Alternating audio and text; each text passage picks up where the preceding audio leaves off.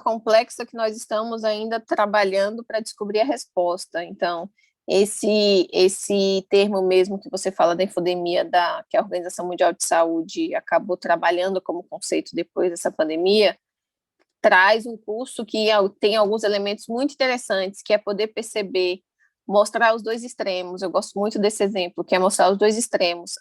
A pessoa extremamente preocupada, aterrorizada, também gera um risco, ou seja, ela para de se cuidar, para de buscar mecanismos de prevenção, de levar seus filhos para tomar vacina no posto de saúde, entre outras coisas. A gente viu isso acontecer, uma baixa nas coberturas, de todas as coberturas de vacinação. E, por outro lado, nós temos aquele que chega a ser negligente, né? Então, é uma gripezinha, não vai acontecer nada e estou me expondo e expondo outras pessoas também. E aí, acho que um dos elementos que a gente precisa começar a pensar, e nós temos trabalhado muito isso, é que o profissional da vigilância, ele tem um papel para além dos dados. Então, é importante ele perceber e assumir esse papel.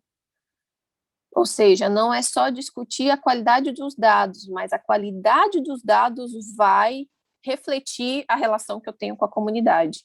E aí um dos elementos é o exercício de criar confiança, né?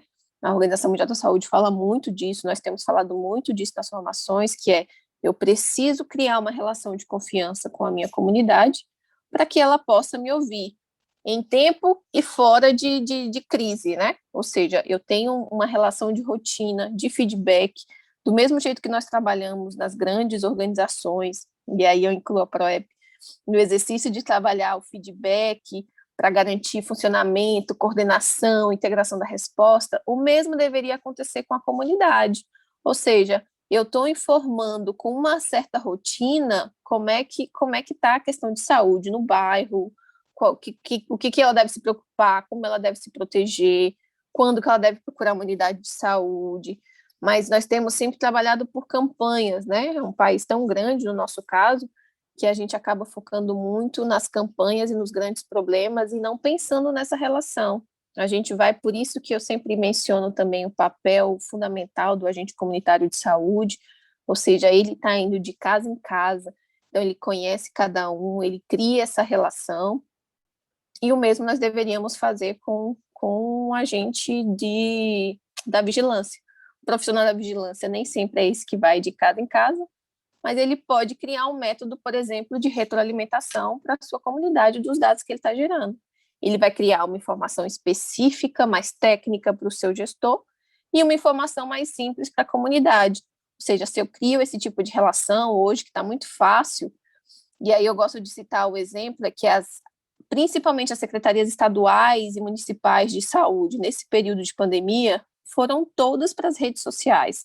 Então, hoje eu sigo centenas delas, porque foram de secretarias municipais porque elas foram para as redes para poder ter um espaço de comunicação ali, de diálogo com o público. Então, é um tipo de exemplo que a gente pode trabalhar e pode pensar em outras maneiras, né? Então, a gente tem um rapazinho, o carro do sorvete, a gente tem um rapazinho do carro de som da bicicleta que passa. Então, como é que a gente aproveita esses artifícios que nós já temos na comunidade para comunicar de maneira simples, entre outras situações, não é? Então, poderíamos agora mesmo estar falando da prevenção e da proteção contra outras doenças no período de pandemia, e nós não estamos falando, e com isso nós estamos vendo um aumento severo de casos de dengue, entre outras doenças, retomamos a ter casos de sarampo, ou seja, cenários que poderiam estar sendo prevenidos se nós estivéssemos pensando nisso e nos comunicando com a comunidade.